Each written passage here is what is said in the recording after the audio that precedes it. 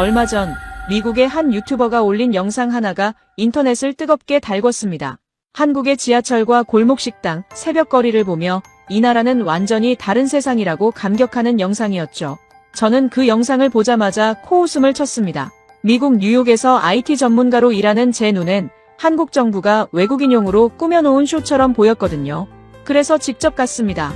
아무 예고 없이 제 두 눈으로 확인하러. 그런데 여러분, 나흘 뒤 저는 그 친구에게 전화를 걸었습니다. 과연 저는 뭐라고 했을까요? 맨해튼 IT 전문가의 눈물겨운 참교육 현장. 지금 시작합니다. 헤이, 이든. 너 한국 정부한테 얼마 받았냐? 솔직히 말해봐. 네 계좌로 K달러라도 꽂힌 거야? 저는 마이크입니다. 뉴욕 퀸즈 토박이에 맨해튼의 글로벌 IT 기업에서 수석 네트워크 엔지니어로 일하고 있죠. 낮에는 억대 연봉 받으면서 데이터란 트래픽을 주무르고, 밤에는 그 전문 지식으로 전 세계 테크와 인프라를 분석하는 유튜버로 활동하고 있습니다. 그런 제 눈에 최근 절친이자 동료 유튜버인 에단이 올린 한국 인프라 극찬 영상은 도저히 눈뜨고 봐줄 수 없는 수준이었어요. 대체 뭘 봤냐고요? 서울 지하철역에서 백발 할머니가 거대한 짐 가방을 끌고도 엘리베이터로 막힘없이 쏙 들어가는 장면이었습니다. 고작 그거 보고 에단은 사람에 대한 깊은 배려가 깃든 인프라의 기적이라며 침이 마르도록 찬양해댔어요. 저는 퇴근 후 카메라를 켜고 모니터에 에단의 영상을 띄워둔 채 비죽 웃으며 입을 열었습니다. 여러분, 제 친구 에단이 완전히 돈에 눈이 멀었습니다. 나랑 같이 인프라 분석 좀 했다는 녀석이 지하철 엘리베이터 하나 부드럽게 작동하는 거 보고 영혼을 팔았어요. 정신 차려, 에단. 맨해튼의 기술과 자본력으로도 못 잡는 공공인프라 문제를 아시아의 작은 나라가 전국에 공짜로 완벽하게 깔아놨다고? 100% 쇼윈도입니다. 외국인 유튜버들 쿨을 꿰어서 관광객 많이 다니는 서울 한복판만 번지르르하게 세팅해 놓은 거예요. 제가 매일 아침 겪는 뉴욕 지하철 현실만 봐도 그렇습니다. MTA가 뭔지 알아요? Money taken already. 내 돈은 이미 뜯어갔다. 아니면 Maybe train arrives. 열차가 올지도 모른다. 둘 중 하나예요. 한 달 정기권에 어마어마한 돈을 뜯어가면서 정시 도착? 기대도 안 합니다. 플랫폼 선로 사이엔 제 팔뚝만한 쥐새끼들이 레이스를 펼치고 있고, 한여름엔 에어컨이 고장나서 객실 전체가 사우나가 돼요. 화장실은요? 노숙인이 점거하고 온갖 범죄 장소로 변하니까 주정부에서 아예 자물쇠로 채워버렸습니다. 세계의 중심이라는 뉴욕의 인프라가 이 지경인데 한국이 그걸 완벽하게 해냈다고요? 주작도 적당히 해야죠. 그래서 결론을 냈습니다. 좋아, 에단. 내가 그렇게 감격하던 그 쇼윈도의 실체를 내가 직접 가서 검증해줄게. 기습 입국이다. 한국 정부가 카메라 든 외국인을 미리 필터링해서 청소부를 급파하기 전에 예고 없이 들이닥쳐서 진짜 날것의 현실을 카메라에 담아주지. 맨해튼 IT 전문가인 내 눈을 속일 수 있을까? 구독자 여러분, 채널 고정하세요. 에단, 넌 딱 기다려. 그 길로 JFK로 향했고 한국 행티켓을 손에 쥐었습니다. 12시간이 넘는 비행 내내 저는 눈을 감고도 머릿속으로 시뮬레이션을 돌렸죠. 인천공항은 워낙 세계적인 공항이니 패스한다 치고 공항을 벗어나 시내로 들어가는 대중교통 노선부터 현미경을 들이대듯 허점을 찾아낼 생각이었습니다. 이때까지만 해도 저는 꿈에도 몰랐습니다. 그토록 확신하던 미국 밖 세상에 대한 견해가 서울에 발을 디디는 순간 얼마나 처참하게 깨질지 말입니다. 인천공항에 내려서 카메라를 켜지 않았습니다. 게이트를 빠져나오며 쾌적한 실내, 먼지 하나 없는 바다, 일목요연한 다국어 안내판이 눈에 들어왔지만 저는 그냥 코웃음을 쳤어요. 인천공항? 인정합니다. 잘 만들었죠? 하지만 속으면 안 돼요, 여러분. 공항은 그 나라의 얼굴이잖아요. 외국인들 보라고 돈을 쏟아부어 만든 거대한 세트장일 뿐입니다. 맨해튼 IT 회사들도 투자자 방문하는 쇼룸은 우주선처럼 꾸며놓거든요. 진짜 인프라의 실체는 현지인들의 일상이 엉키는 심장부로 가야 나와요. 그래서 저는 지금 서울에서 가장 복잡하고 유동인구가 가장 많다는 강남역으로 곧장 갑니다. 진짜 지옥을 보여드릴게요. 공항철도와 지하철을 갈아타고 서울의 지하 세계로 파고들었습니다. 시각은 오후 6시 10분.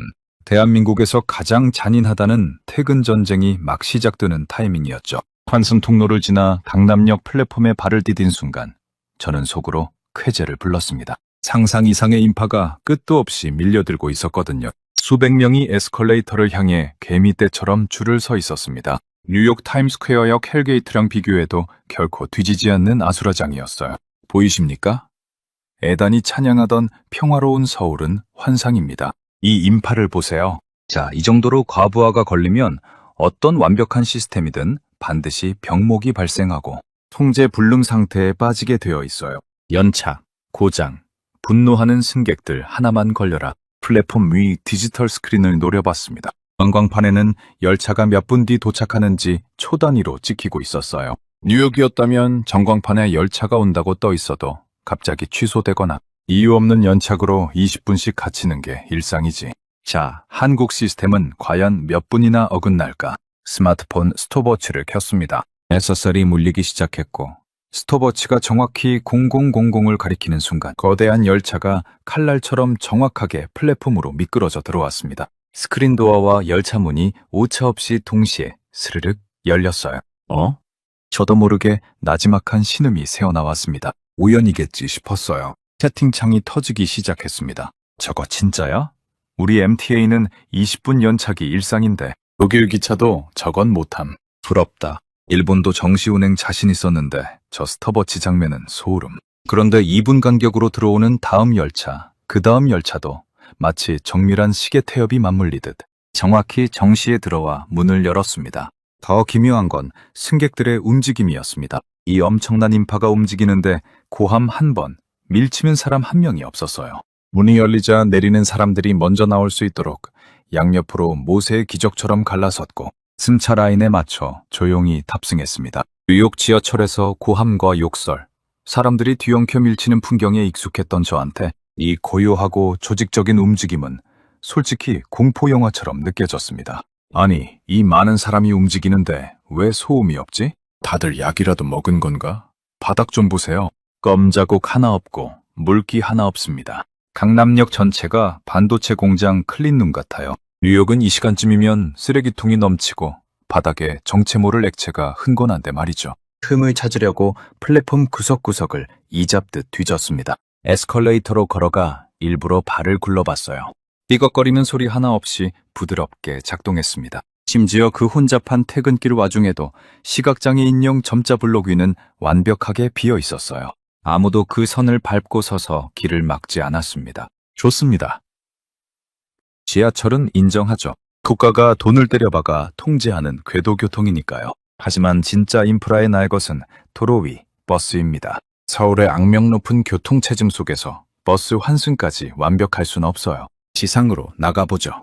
강남대로 중앙버스 충영차로 정류장으로 올라갔습니다. 수많은 자동차의 전조등과 빌딩 숲의 불빛이 엉켜 맨해튼 못지않은 복잡한 도로가 펼쳐졌어요. 그런데 정류장에 발을 디딘 순간 또 뒤통수를 맞았습니다. 제 눈앞에 나타난 건 평범한 정류장이 아니었어요. 마치 미래도시의 캡슐을 통째로 옮겨놓은 듯한 거대한 유리, 스크린 도어 부스, 이른바 스마트 쉘터였습니다. 이게 뭡니까? 무슨 버스 정류장이 대형 AI 센터처럼 생겼어요. 얼떨결에 안으로 들어서자 사방이 유리로 밀폐된 공간 내부에는 쾌적한 에어컨 바람이 흐르고 있었습니다. 나중에 알고 보니 서울시가 시민들을 위해 도입한 최첨단 시설이더군요. 하지만 진짜 엔지니어로서 제 소름을 돋게 만든 건 정류장 한가운데 떠있는 대형 전광판이었습니다. 곧 도착할 버스의 노선 번호와 남은 시간은 물론이고 현재 버스 내부의 데이터까지 실시간으로 연동되어 혼잡, 여유 같은 실시간 혼잡도 정보까지 찍히고 있었던 겁니다. 저 맨해튼 IT 회사에서 매일 데이터 동기화 지연 문제로 머리를 싸매는 사람입니다. 수백 대의 버스 위치와 혼잡도를 초 단위로 완벽하게 매핑해내는 이 서울 교통정보 시스템은 엔지니어인 제 눈으로 봐도 솔직히 경이로운 수준의 데이터 처리였어요. 멍하니 전광판을 바라보다가 카메라를 향해 변명을 늘어놓기 시작했습니다. 그러니까 이건 교통 인프라가 대단한 게 아니라 한국인들이 유난히 통제를 잘 따르는 문화라서 그런 겁니다. 예, 그래요. 하지만 진짜 날것의 삶이 묻어나는 장소로 가면 분명히 구멍이 뚫려 있을 거예요. 다음에는 서울의 화려한 껍데기를 벗겨내고 진짜 로컬 골목 식당을 기습해 보겠습니다. 한국 정부도 영세한 골목 식당까지 주작할 수는 없을 테니까요. 카메라를 향해 호기롭게 웃어 보였습니다. 하지만 등 뒤로는 자기도 모르게 얇은 식은땀이 흐르고 있었습니다. 평생 믿어온 미국 밖 세상의 인프라는 낙후되어 있다는 확신에 아주 미세하지만 묵직한 균열이 가기 시작한 순간이었습니다. 강남역에서 1차로 얻어맞은 저는 곧장 지하철을 타고 강북의 오래된 구도심 골목으로 향했습니다. 화려한 고층 빌딩이 가득한 강남은 어차피 국가가 관리하는 쇼윈도일 확률이 높으니까요. 평범한 서민들이 숨쉬듯 드나드는 날것의 골목길로 가야 인프라의 바닥이 보인다는 계산이었습니다. 제가 도착한 곳은 낡은 저층 주택들과 좁은 골목길이 미로처럼 엉켜있는 인쇄소 골목이었어요. 거리는 어둑했고 군데군데 페인트가 벗겨진 간판들이 즐비했습니다. 여러분, 강남의 번쩍이는 불빛에 속으셨다면 지금부터 정신 바짝 차리셔야 합니다. 저는 지금 관광객은 눈을 씻고 찾아봐도 없고 오직 한국의 평범한 직장인들과 아저씨들만 오는 오래된 골목 식당가에 와 있어요. 메뉴는 한국인들의 소울푸드라는 삼겹살과 김치찌개입니다. 맨해튼 고급 레스토랑과 비교했을 때 이 영세한 로컬 식당이 어떤 엉망진창 서비스를 보여줄지 낱낱이 공개하겠습니다. 분명히 위생도 시스템도 1980년대에 멈춰 있을 겁니다. 기름때 묻은 미닫이 문을 열고 들어섰습니다. 내부는 매콤한 찌개 냄새와 고기 굽는 연기로 가득했고 드럼통 모양의 철제 테이블들이 다닥다닥 붙어 있었어요. 서빙하는 이모님들은 몰려드는 손님들 때문에 정신없이 바빠 보였습니다. 빙고! 직원은 고작 2명인데 테이블은 10개가 넘는다? 완벽한 과부하 상태군. 미국이었으면 웨이터가 눈길 한 번 안 주고 30분 동안 메뉴판도 안 가져다 줬을 상황이야. 물과 메뉴판을 요구하려고 소리를 지를 준비를 하고 있었죠. 미국에서는 바쁜 직원을 큰 소리로 부르는 것 자체가 엄청난 결례거든요. 그러니까 이것 자체가 저한테는 일종의 함정이었습니다. 그런데 테이블 구석에 뭔가 눈에 띄었습니다.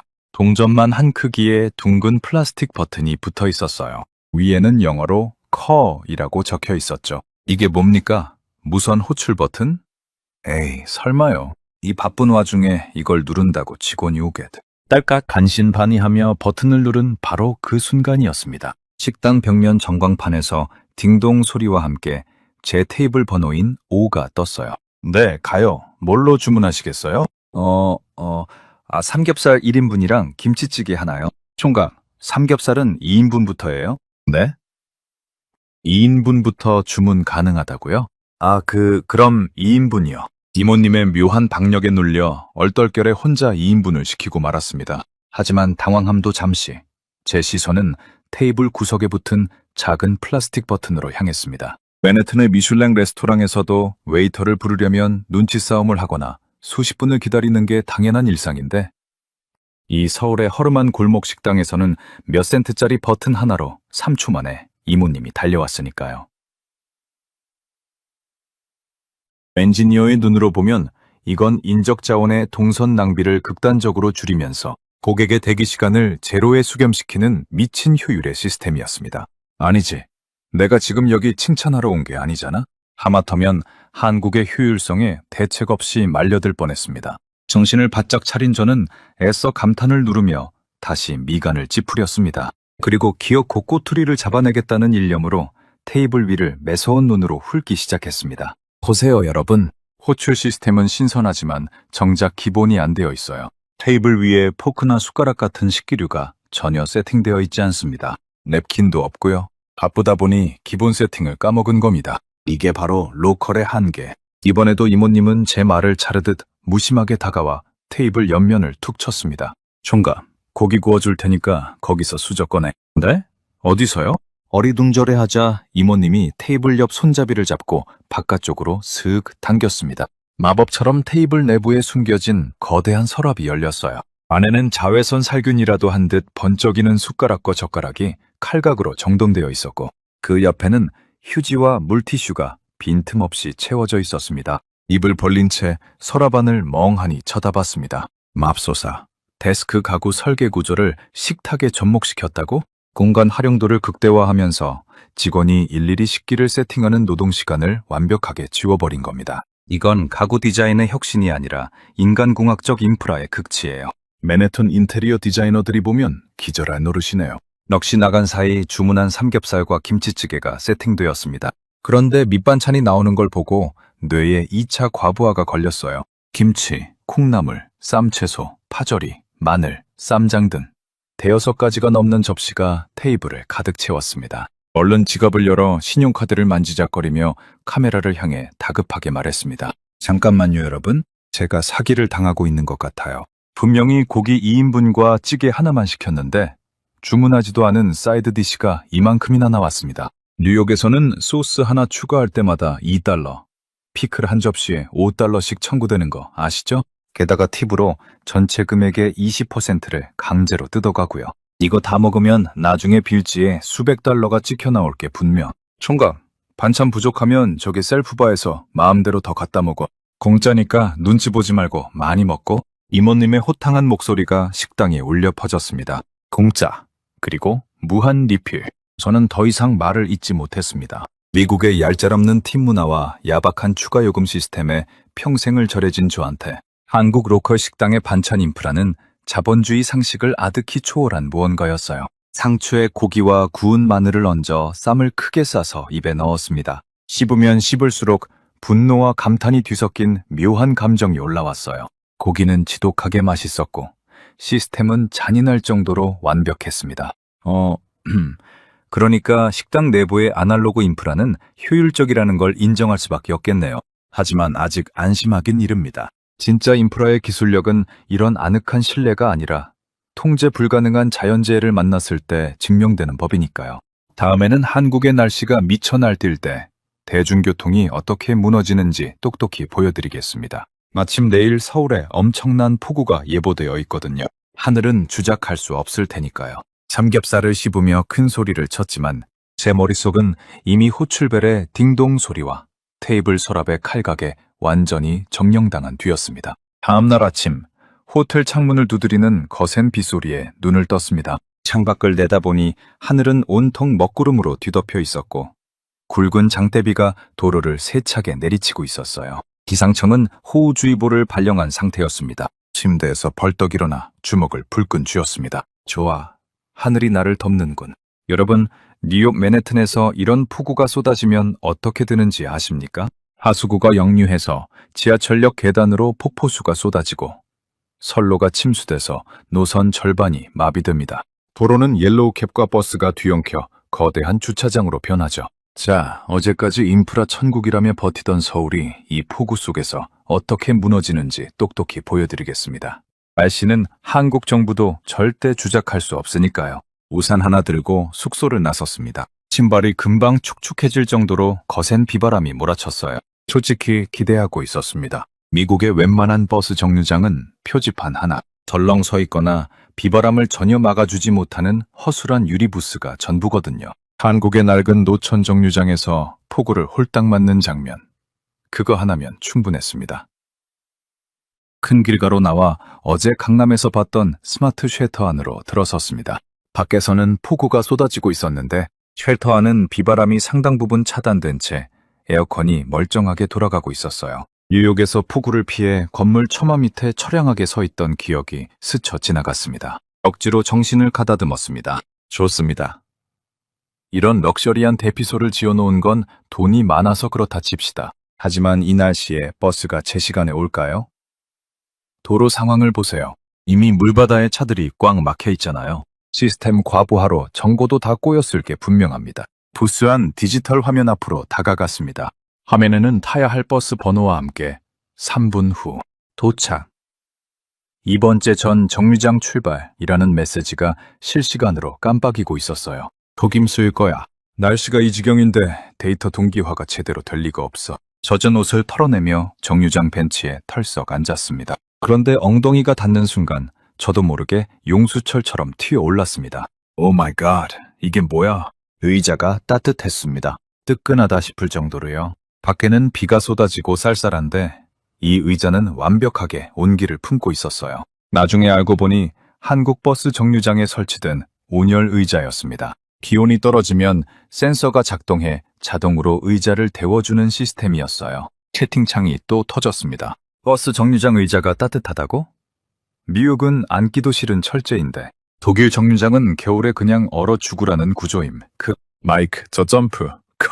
리액션 레전드. 뉴욕 버스 정류장 의자는 노숙인들이 눕지 못하게 철제 손잡이로 칸막이를 쳐놔놓거나 차가운 플라스틱으로 만들어져 앉기조차 싫은 구조인데, 한국의 인프라는 승객이 정류장에서 기다리는 그 짧은 순간의 체온까지 배려하고 있었던 겁니다. 온열 의자의 충격에서 벗어나기도 전에 부스 외부 스크린 도어가 스르륵 열렸습니다. 전광판에 표시된 3분이 정확히 흐른 뒤였어요. 폭우를 뚫고 붉은색 광역버스가 정류장 앞에 한치의 오차도 없이 칼같이 멈춰 섰습니다. 멍한 표정으로 버스에 올라탔습니다. 버스 내부는 바깥의 폭우가 무색할 정도로 쾌적했고 에어컨이 완벽하게 가동되고 있었어요. 차창 밖으로 쏟아지는 폭우를 바라보며 팔짱을 꽉 꽂습니다. 말도 안 돼. 이 정도 폭우면 도시 전체 데이터 링크가 깨지거나 연착이 도배되어야 정상이야. 맨해튼 MTA 연구원들이 여기 오면 자기네 서버를 도끼로 찍어버릴지도 모릅니다. 수천 대의 버스가 이 악조건 속에서도 실시간으로 위치 정보를 송수신하고 승객들에게 완벽한 예측 가능성을 제공하고 있어요. 이건 단순한 교통수단이 아니라 거대한 디지털 유기체입니다. 제 입으로 말하고도 믿기 힘든 현실에 저는 순간 뇌정지가 온 채 입을 다물지 못했습니다. 에단의 말이 진짜였을지도 모른다는 생각이 밀려왔죠. 하지만 이대로 무너지면 맨해튼 IT 분석가의 체면이 뭐가 되겠습니까? 겨우 정류장 하나에 촌스럽게 감탄하고 있을 순 없었습니다. 억지로 자아를 붙잡은 저는 무겁게 가라앉은 한숨을 한번 내쉬고 다시 도끼를 채운 채 카메라를 똑바로 쳐다봤습니다. 여러분, 진짜 디지털 인프라의 핵심은 네트워크입니다. 고정된 노선 말고 달리는 지하철 한복판이나 통신 음영 지역에서도 한국의 그 자랑스러운 초고속 인터넷이 버텨낼 수 있을까요? 다음 코스는 한국 지하철의 가장 깊은 지하 구간으로 들어가 이 나라 무선 네트워크 인프라의 미천을 탈탈 털어보겠습니다. 뉴욕 지하철에서는 문자 메시지 하나 보내는 것도 기적인 거 아시죠? 맨해튼 IT 엔지니어의 자존심을 걸고 검증하겠습니다. 호기롭게 선언했지만 정류장에서 느꼈던 온열 의자의 온기가 여전히 엉덩이에 남아 있었습니다. 버스에서 내려 곧장 지하철역으로 향했습니다. 다음 타깃은 이미 정해져 있었어요. 서울 지하철 5호선 플랫폼에 서서 노트북을 펼쳐들었습니다. 5호선은 서울에서도 지하 깊숙한 곳을 관통하기로 악명 높은 노선이에요. 어떤 구간은 지하 수십 미터 아래에 선로가 깔려 있습니다. 맨해튼 IT 엔지니어인 저한테 이 지하 깊이라는 물리적 조건은 아주 훌륭한 사냥감이었어요. 여러분, 한국이 세계 최고라고 자랑하는 디지털 인프라의 가짜를 증명하러 나왔습니다. 뉴욕 지하철 타보신 분들은 다 알 겁니다. 플랫폼에 내려가는 순간 스마트폰은 그냥 벽돌이 돼요. 신호가 뚝 끊기죠. 문자 하나 보내려면 열차가 지상으로 올라올 때까지 하염없이 기다려야 합니다. 전파가 콘크리트와 안반을 뚫지 못하니까요. 이건 전 세계 대도시 지하철의 공통 현실이에요. 카메라 렌즈를 향해 노트북 화면을 돌렸습니다. 그런데 제 친구 에다는 한국 지하철에서 무료 와이파이로 영화를 봤다는 헛소리를 하더군요. 그래서 제가 직접 검증하겠습니다. 지하 수십 미터 콘크리트 무덤 속에서 수천 명이 동시에 접속하는 무료 공공 와이파이가 과연 제대로 작동할까요? 제 예상엔 접속조차 안 되거나 되더라도 90년대 모뎀 수준의 속도일 겁니다. 자, 열차 들어옵니다. 탑승하죠? 5호선 열차에 올라타 자리에 앉자마자 노트북 와이파이 설정창을 켰습니다. 화면에 공공 와이파이 신호가 가득 떴어요. 의심 가득한 눈초리로 클릭했습니다. 연결됨. 일단 연결은 되네요. 하지만 속지 마세요. 신호 안테나만 꽉 차 있고 실제 데이터는 안 넘어가는 유령 연결일 확률이 높습니다. 맨해튼에서도 이런 가짜 공공 신호는 널려 있거든요. 자, 본 게임 들어갑니다. 엔지니어들의 성지, 스피드 테스트를 실행했습니다. 망설임 없이 측정 버튼을 눌렀어요. 열차는 굉음을 내며 어두운 지하 터널 속을 시속 70km로 질주하기 시작했습니다. 속도계 바늘이 바닥을 기어다닐 거라 확신했어요. 그런데 화면 속 속도 궤적이 미친 듯이 치솟기 시작했습니다. 1000mbps, 50mbps, 100mbps. 바늘은 멈추지 않고 200mbps를 돌파해버렸어요. 왔다! 눈이 튀어나올 것 같았습니다. 세로 고침을 눌러 재측정했어요. 결과는 똑같았습니다. 시속 70km로 달리는 지하 터널 한복판에서 승객들이 빽빽하게 들어찬 객실 안에서 공짜 와이파이 속도가 맨해튼 제 집 안방 유선 인터넷보다 빠르게 나오고 있었던 겁니다. 말도 안 돼. 이게 어떻게 가능하지? 핸드오버가 지하 터널에서 이 속도로 유지된다고? 이 많은 승객이 다 폰을 보고 있는데 대여폭이 안 터지고 버틴단 말이야? 주변을 둘러봤습니다. 옆에 앉은 중학생은 모바일 게임을 끊김없이 즐기고 있었고 앞에 직장인은 드라마를 스트리밍으로 보고 있었어요. 버퍼링 때문에 화면을 탭하며 짜증을 내는 사람이 단 한 명도 없었습니다. 그들한테 이 지하 네트워크는 숨쉬는 공기처럼 당연한 일상이었어요. 5기가 발동했습니다. 좋아, 끝까지 가봅시다. 초고화질 라이브 영상을 틀명을 틀면서 동시에 영화 두세 편 분량인 10GB짜리 파일 다운로드를 동시에 걸어보겠습니다. 이래도 안 끊기나 보자. 노트북 펜이 굉음을 내며 돌아갔습니다. 다운로드 그래프가 수직으로 상승했어요. 네트워크 패킷이 찢어지며 에러 메시지가 뜨기를 눈을 부릅뜨고 기다렸습니다. 파일은 단 몇 분 만에 완료됐습니다. 실시간 라이브 방송은 0.1초의 끊김도 없이 전 세계 시청자들에게 제 당황한 얼굴을 4K로 송출하고 있었어요. 채팅창이 미친 듯이 올라오기 시작했습니다. 와, 마이크 얼굴 모공까지 다 보여. 진짜 지하철 안 맞아? 독일은 지상에서도 저 속도가 안 나오는데 한국 지하에는 외계인이라도 묻혀있는 건가? 멍하니 스크린을 바라봤습니다. 맨해튼 대기업에서 매일 네트워크 지원율 1ms를 줄이겠다고 담을 세우던 제 수고가 일순간 허무하게 느껴졌어요. 도대체 이게 어떻게 가능한 건지 도무지 이해가 가질 않아. 나중에 호텔로 돌아오자마자 한국의 통신 인프라 구축 자료를 샅샅이 뒤져봤습니다. 그리고 알고 보니 한국은 이미 상상을 초월하는 물리적 물량 공세를 끝내놓은 상태였습니다. 어두컴컴한 지하터널 벽면 전체에 초고주파 중계기를 고작 수백 미터 간격으로 촘촘하게 박아 넣었더군요. 거기에 달리는 열차와 신호를 끊김없이 주고받는 소프트웨어 최적화까지 완벽하게 맞물려 있었던 겁니다. 뉴욕의 통신사들이 예산 핑계를 대며 포기한 지옥 같은 지하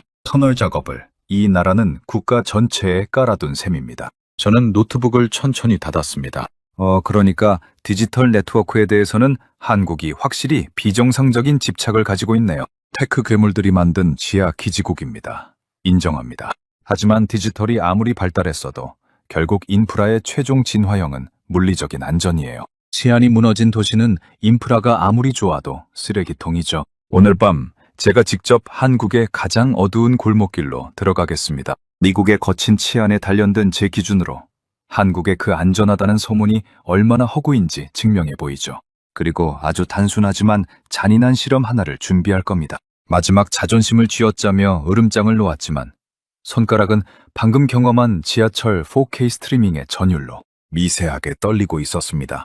낮 동안의 검증을 마치고 숙소로 돌아온 저는 잠을 청하는 대신 다시 카메라를 들었습니다. 시각은 밤 11시 30분.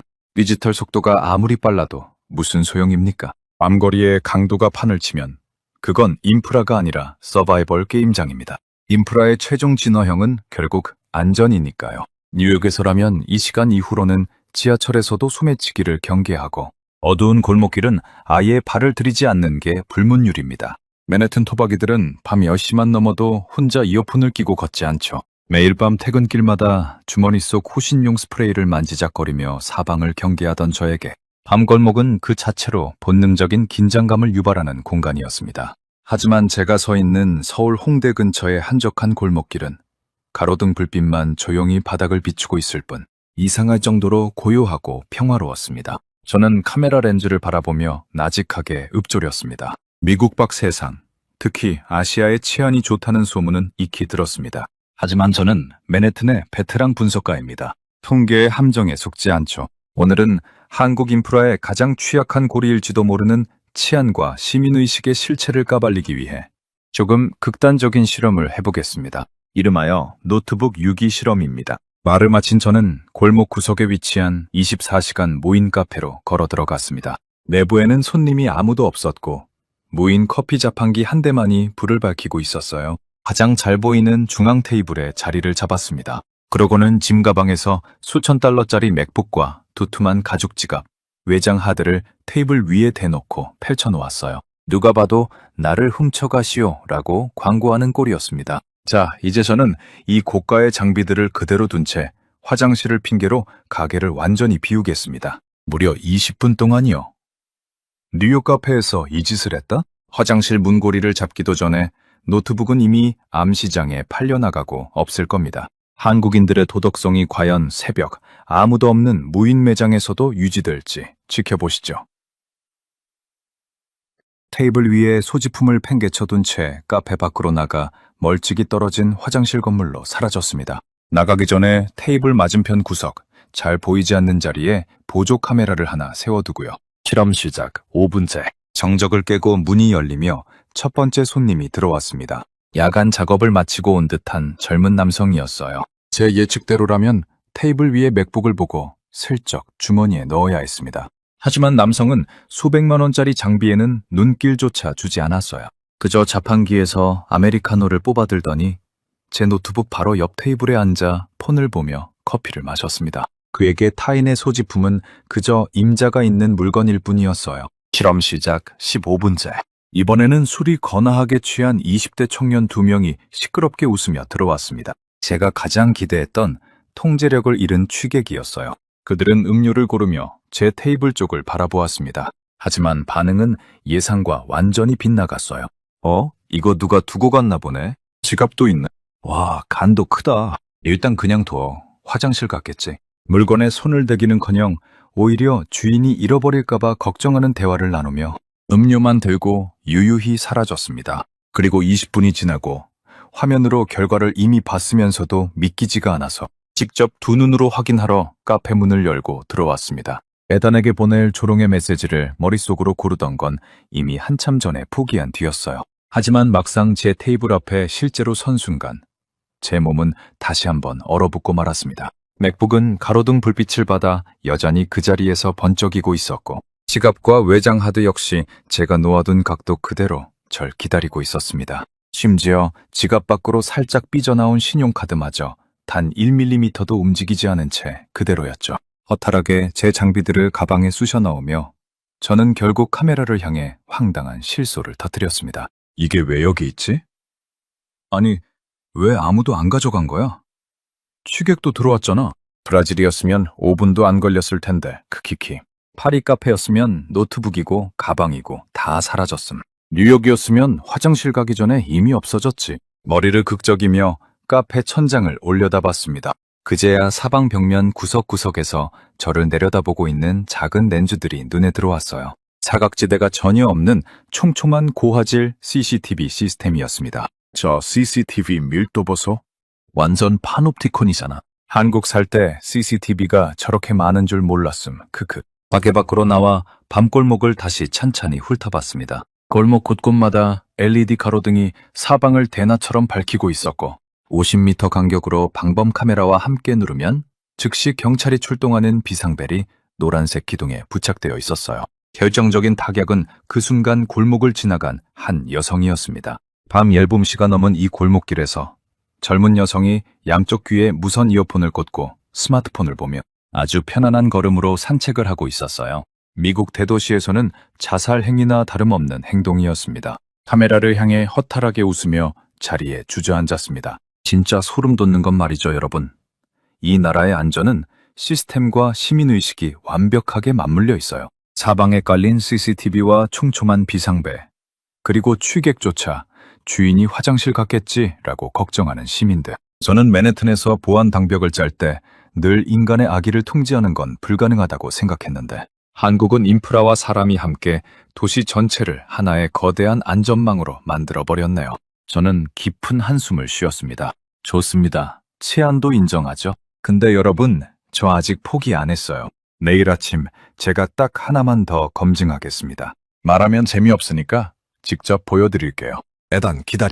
호기롭게 말했지만 제 심장은 이미 한국이라는 나라가 가진 완벽함에 지독한 경외감을 느끼기 시작하고 있었습니다. 아무리 억대 연봉을 받는 대단한 뉴욕의 테크 엔지니어라도 결국 인간일 뿐입니다. 원래 인생에서 가장 뼈 때리는 깨달음은 대개 가장 초라하고 원초적인 순간에 찾아오기 마련이죠. 한국에 온 지 나흘째 되던 날, 저는 대중교통 인프라의 마지막 허점을 잡겠다며 시내 중심가를 벗어난 외곽 노선 전철에 올랐습니다. 카메라는 켜져 있었고 저는 한껏 고무된 표정으로 라이브를 이어가고 있었어요. 여러분, 드디어 한국 인프라의 진짜 한계를 시험할 순간이 왔습니다. 지금까지는 서울 중심부의 화려한 데이터와 시스템에 압도당했을지 몰라도 이곳은 다릅니다. 노선이 길어지고 중심지에서 멀어질수록 공공서비스의 질은 급격히 떨어지는 게 만고의 법칙이니까요. 뉴욕의 외곽 브루클린 끝자락이나 할렘 노선을 타보면 그때였습니다. 제 말을 뚝 끊어버린 건 어떠한 논리적인 반박이 아니었어요. 아랫배 깊은 곳에서부터 갑작스럽게 울려 퍼진 거대한 천둥소리. 일명 그 신호였습니다. 전날 밤 오기로 들이켰던 화끈한 불닭발의 소주, 그리고 아침에 마신 차가운 아이스 아메리카노가 장내에서 격렬한 화학 반응을 일으킨 것이 분명했습니다. 순간 얼굴에서 핏기가 싹 가셨어요. 등줄기를 타고 식은땀이 흘러내렸습니다. 카메라를 향해 애써 웃어 보이려 했지만 입술이 떨렸습니다. 아, 잠깐 여러분. 뱃속에서 폭발이 일어나고 있었습니다. 카메라를 고쳐잡는 손등에 핏줄이 서고 발가락에 힘이 들어갔어요. 만약 지금 이 자리에서 참지 못하면 제 인생에 어떤 끔찍한 파멸이 찾아올지 상상만 해도 끔찍했습니다. 맨해튼 수석 엔지니어라는 타이틀은커녕 유튜브 채널 역사에 한국 지하철에서 지려버린 미국인 빌런으로 영원히 박제될 테니까요. 여러분, 죄송합니다. 개인 사정, 아주 심각한 개인 사정으로 인해 방송 잠깐 중단하겠습니다. 구독자들의 채팅창이 폭발하기도 전에 저는 다급하게 화면 종료 버튼을 때려박았습니다. 라이브를 켜둔 채 지옥을 맛볼 수는 없는 노릇이니. 그리고 마침내 구원의 종소리처럼 열차가 다음 역에 멈춰 섰습니다. 문이 열리자마자 관략근에 온 신경을 집중한 채 마치 고장난 로봇처럼 뻣뻣한 걸음으로 플랫폼으로 튕겨 나갔어요. 얼망적인 눈빛으로 사방을 두리번거렸습니다. 미국이나 유럽이었다면 화장실을 찾기 위해 수십 개의 계단을 오르내리며 역박 사설 카페를 찾아 헤매야 했을 겁니다. 그마저도 커피 한 잔을 주문하고 받은 영수증에 적힌 비밀번호가 없으면 문을 열어주지 않는 야박한 자본주의의 벽에 가로막혔겠죠. 그런데 눈앞에 나타난 건 너무나 선명하고 거대한 화장실 픽토그램 안내판이었습니다. 누구에게 물어볼 필요도 없었어요. 어센딩 화살표가 마치 생명줄처럼 플랫폼 한가운데서 저를 인도하고 있었습니다. 가까스로 개찰구를 빠져나와 화장실 문을 밀고 들어선 순간 뇌가 정지하는 듯한 충격을 받았습니다. 외곽의 평범한 전철역 화장실이 아니었어요. 웬만한 맨해튼 유료 화장실도 명암을 못 내밀 정도로 완벽하게 관리된 공간이었습니다. 은은한 클래식 음악이 흘러나오고 있었고 바닥에는 물기 한 톨이 없었어요. 짐승 같은 본능으로 빈칸으로 뛰어들어갔습니다. 문을 잠그는 순간 바닥부터 천장까지 완벽하게 밀폐된 풀 하이트 도어가 뉴욕 특유의 발목이 훤히 보이는 불안감을 지워주며 완벽한 프라이버시를 선사했어요. 그리고 변기에 앉는 순간 저도 모르게 깊은 탄식이 새어나왔습니다. 시트가 따뜻했습니다. 온열 비데가 기본으로 장착되어 있었던 거예요. 벽면에는 휴지가 화수분처럼 채워져 있었고 미국 공중 화장실처럼 텅 비어있는 휴지 거리는 존재하지 않았습니다. 그리고 센서식 물내림. 볼일을 보고 나오니 세면대에는 손을 대지 않아도 자동으로 나오는 비누와 온수까지 있었습니다. 해외에서는 고급 호텔에 가야만 누릴 수 있었던 이 완벽한 위생과 인프라가 대한민국에서는 전철표를 끄는 모든 이들에게 당연하다는 듯 무료로 제공되고 있었습니다. 그런데 더 소름 돋는 반전이 기다리고 있었습니다. 급하게 개찰구 밖으로 나왔던 저는 다시 열차를 타기 위해 카드를 찍으려다 안내문을 발견했어요. 하차 후 10분 내 재탑승 시 환승 적용 기본요금 면제. 시스템이 인간의 급박한 생리현상과 실수마저 데이터로 예측하고 배려해 요금까지 깎아주고 있었던 겁니다. 개찰구에 다시 카드를 찍으며 카메라를 향해 허탈하게 웃었습니다. 여러분, 제가 졌습니다. 완벽하게 패배했어요. 이건 주작이 아닙니다. 쇼윈도도 아니에요. 어떻게 국가가, 교통인프라가 인간의 가장 은밀하고 초라한 순간까지 이토록 완벽하게 존중하고 배려할 수 있단 말입니까? 맨해튼의 자본주의는 돈을 내지 않는 자에게 자비가 없지만 이 나라의 인프라는 다릅니다. 인간이라면 누구나 이 정도의 품격은 공짜로 누려야 한다고 공간 전체가 나에게 말을 건네는 기분입니다. 에단, 미안하다. 네 말이 다 맞았어. 한국은 그냥 미래에서 온 나라였어. 플랫폼 벤치에 등을 기대며 기획에 숨을 내쉬었습니다. 제 오기와 자존심은 한국 지하철역 화장실의 따뜻한 비대 위에서 완전히 녹아내려 버렸습니다. 지하철 화장실에서 탈출하고 그날 저녁 한강공원에 도착했을 때 저는 이미 한국 인프라 앞에 완전히 무릎을 꿇은 상태였습니다. 데이터 분석이니 저격이니 하는 거창한 생각들은 방금 전 뱃속의 천둥 소리와 함께 전부 증발해버렸죠. 에단, 인정할게. 내가 완전히 오만했다. 지옥의 문턱을 넘나들다 겨우 한숨을 돌리고 나니 급격하게 배가 고파지기 시작했습니다. 문득 에단이 한국에 가면 꼭 해보라며 귀에 못이 박히도록 얘기했던 게 떠오르더군요. 밤이든 새벽이든 한강 군치에 돗자리만 깔고 앉아있으면 따끈따끈한 배달 음식이 제 발 앞까지 찾아온다는 기적 같은 이야기 말입니다. 그래요. 이왕 완패한 거 나도 한국인들의 일상에 한번 제대로 스며들어 봅시다. 하지만 주변을 아무리 둘러봐도 건물도 없고 번지수도 없는데 사방에 널린 수많은 돗자리 중에서 배달원이 제 위치를 어떻게 추적하겠다는 건지 시스템적인 의문은 여전히 남았습니다. 반신반의하는 마음으로 폰을 켜고 치킨 주문 버튼을 눌렀습니다. 주문을 마치고 나서야 비로소 카메라를 꺼내 들었습니다. 한강을 배경으로 라이브를 켰어요. 간바람이 기분 좋게 뺨을 스치는 밤이었습니다. 구독자 여러분, 아메리칸 인프라 유튜버 마이크의 마지막 라이브 방송입니다. 저는 지금 서울 한강공원에 와 있습니다. 사실 방금 전까지 오늘 방송 접을 뻔했는데 그건 나중에 말씀드리죠. 일단 지금 저는 치킨을 기다리고 있습니다. 여기는 주소가 없는 거대한 야외 공원이에요. 미국 뉴욕 센트럴파크 한복판에서 폰으로 음식을 시키면 어떻게 되는지 아십니까? 배달원은커녕 앱에서 주소 불명이라며 주문조차 거부당합니다. 그런데 한국은 이 강변공원에 배달존이라는 정밀한 위치 데이터를 박아놨어요. 주문한 지 지금 딱 20분 됐습니다. 과연 올까요? 그때였습니다. 멀리서 소형 오토바이 한 대가 부드럽게 미끄러져 들어오더니 제가 앉아있는 벤치 바로 옆 배달존 앞에 정확히 멈춰 섰습니다. 헬멧을 쓴 배달원은 제 얼굴과 스마트폰 화면을 슬쩍 확인하더니 아직도 김이 모락모락 나는 갓 튀긴 치킨 상자를 건넸어요. 맛있게 드세요. 짧은 인사와 함께 오토바이는 다시 밤바람을 가르며 사라졌습니다. 손에 들린 뜨거운 치킨 상자를 보며 헛웃음이 터져나왔어요. 상자를 열자 얇고 바삭한 튀김옷 위에 황금빛 양념이 흐르는 고소한 향이 공원 전체로 퍼져나갔습니다. 편의점에서 사온 차가운 캔맥주를 칙 소리나게 따고 치킨 한 입을 크게 베어 물고 맥주를 들이켰어요. 오 마이 갓. 두 손으로 머리를 감싸 쥐었습니다. 맛의 감동을 넘어 이 모든 과정이 물 흐르듯 완벽하게 맞아떨어지는 시스템에 대한 경외감이 온몸을 지배했어요. 채팅창이 터지기 시작했습니다. 주소도 없는 공원에 22분? 뉴욕 맨해튼 아파트에 시켜도 40분인데 극히입니다. 독일은 공원 배달 자체가 불법임. 한국은 진짜 다른 세계.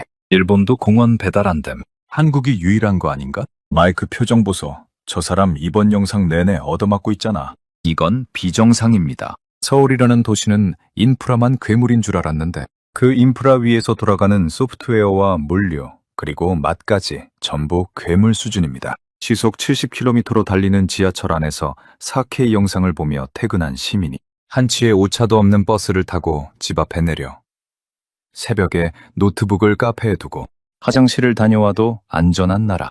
그리고 주소도 없는 강변 벤치에 앉아 손가락 몇 번 움직이면 22분 만에 갓 튀긴 치킨이 배달되는 나라. 맨해튼의 IT 엔지니어로서 단언컨대 전 세계 그 어떤 대도시도 이 정도로 완벽하게 통합된 인간 중심의 생활 인프라를 구축하지 못했습니다. 주머니에서 스마트폰을 꺼내 어디론가 전화를 걸었습니다. 신호음이 가고 상대방이 받자마자 카메라를 향해 씩 웃어 보였어요. 수화기 너머로 들려오는 목소리는 에단이었습니다. 헤이, 이드. 나야, 마이크. 오, 마이크. 너 한국이야? 라이브 방송 보니까 배경이 한강 같은데? 한강의 야경을 바라보며 깊은 숨을 내쉬었습니다. 에단, 내가 전 세계 시청자들 앞에서 공식적으로 사과할게. 네 말이 다 맞았어. 내가 완전히 틀렸다. 난 한국의 인프라가 정부가 짜놓은 가짜 쇼윈도인 줄 알았어. 그래서 그 가면을 벗기겠다고 기습 입국했지. 강남역 지옥철도 가보고 외곽 골목 식당도 털고 포구 속 정류장도 뒤지고 지하철 와이파이에 치안까지 내 눈으로 샅샅이 검증했어. 심지어 오늘 낮에는 전철역 화장실 비대 위에서 내 영혼까지 구원받았다니까? 수화기 너머로 에단의 호탕한 웃음소리가 터져나왔습니다. 하하하, 거봐, 내가 뭘 했어, 마이크. 거긴 직접 겪어보기 전엔 절대 못 믿는다니까? 채팅창이 다시 폭발했어요. 비대에서 영혼 구원. 마이크 이번 영상 레전드다. 한국 살 때는 몰랐는데 이 영상 보고 나서 진짜 울컥함. 프랑스 공중 화장실은 동전 넣어야 들어가는데 비대가 공짜라고? 마이크 결국 한국했다. 처음에 그 자신감 어디 갔어? 그래, 내 생각이 너무 짧았어. 맨해튼의 자본주의는 돈을 낸 만큼만 대접받는 것이 정의라고 가르치지만 이 나라는 달라. 효율적인 동선과 사람에 대한 배려가 인프라의 뼈대를 이루고 있어. 교통약자든 평범한 시민이든 우리 같은 이방인이든 이 땅을 밟은 사람이라면 누구나 최고의 편의를 당연하게 누려야 한다는 마인드로 도시 전체가 정밀하게 설계되어 있어. 이건 기술의 문제가 아니라 마인드의 문제야. 에단, 나 뉴욕 돌아가기 싫어질 것 같다. 내일 당장 회사에 한국 지사로 발령내달라고 이메일 쓸 거야. 에단과의 통화를 마치고 카메라 렌즈를 정면으로 응시했습니다. 구독자 여러분, 미국 밖의 세상은 넓고 우리가 최고라고 믿었던 맨해튼의 시스템은 어쩌면 거대한 우물한 구석진 곳에 불과했을지도 모릅니다. 환상을 깨부수러 왔던 저는 오히려 이곳에서 미래 도시의 정답을 배우고 돌아갑니다. 한국은 쇼윈도가 아닙니다. 사람을 향한 배려와 미친 효율성이 공존하는 진짜 미래 그 자체입니다. 에단이 옳았고 한국 인프라는 진짜였습니다. 지금까지 서울 한강에서 맨해튼 IT 분석가 마이크였습니다. 감사합니다. 카메라를 껐습니다. 그리고 다시 한번 시원한 맥주를 들이켰어요. 한강의 물결 위로 미국의 인프라에 절여져 있던 한 뉴요커의 편견이 완전히 씻겨 내려가는 밤이었습니다. 오늘 이야기는 여기까지입니다. 영상이 재미있으셨다면 구독과 좋아요로 응원해주세요. 여러분의 응원이 다음 영상을 만드는 가장 큰 힘이 됩니다. 감사합니다.